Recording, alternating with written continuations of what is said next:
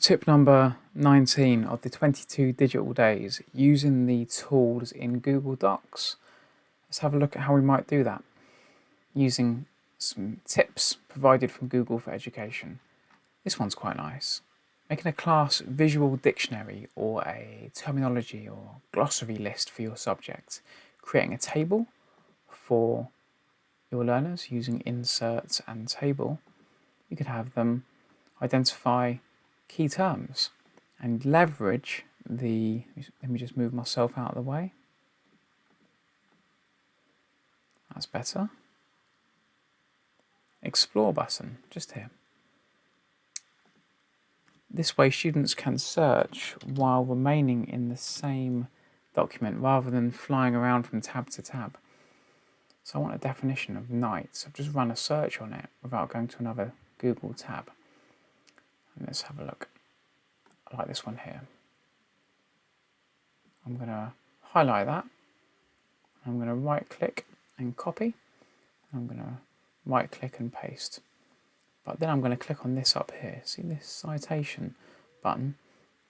You'll see it gives me a little 1 here, which gives me the reference down there. Relatively basic referencing, but referencing for level 2 learners as a entry point, that could be quite nice to show them responsibility in relation to showing where they find information. Let's get an image of a knight in there as well. I'm going to click on this cool dude here. And you'll notice that when that loads up, if I click on it, sure enough, there's the reference there as well. Quite useful, right? Students could work on that collaboratively, potentially. Another tool in Google Docs is having the students work at the same time, the whole class, to research something. Here we're looking at Frida Kahlo. So again, bottom right hand corner, click on Explore. The artificial intelligence has suggested Frida, which is good.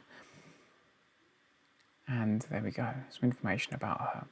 It's asking for a fact about her.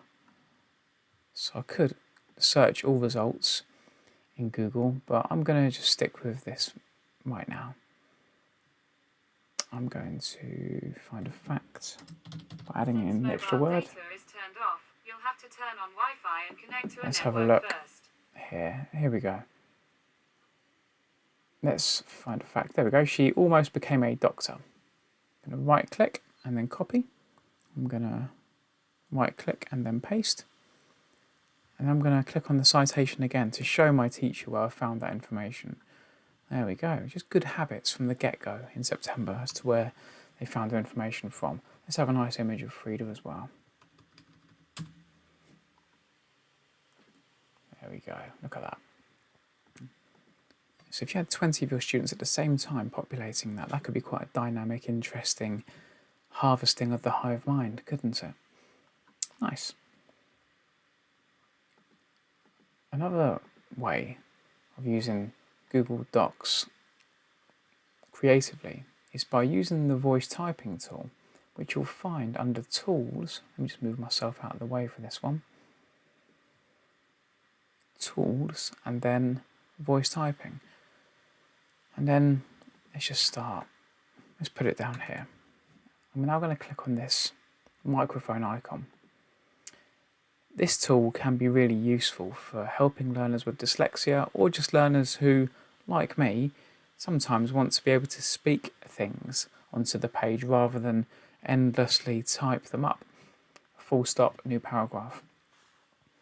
It isn't always perfect in terms of the grammar and the syntax, but it is pretty good and it goes at quite a quick pace as well, as you can see from this demonstration. Full stop, new paragraph. If you have any learners who are somewhat reluctant to type, this can be a nice way to help them get over blank page syndrome. Not bad, right? So let's now highlight that, go to Tools, and let's go to word counts. Oh, 91 words that was, in 20-30 seconds. By selecting that tool there, helps students to hit word counts, by the way. Quite a nice bit of gamification when they're working on essays. Okay, 3 pretty good tips there in relation to Google Docs. If you want help with any of these different approaches, we're in the Learning Hub and in the lab. Come in. Or we can come to your staff room or classroom to help you with any of these approaches, because we exist to help you do that. Need help with anything at all, email us, message us, or pop up to the Learning Hub or the lab.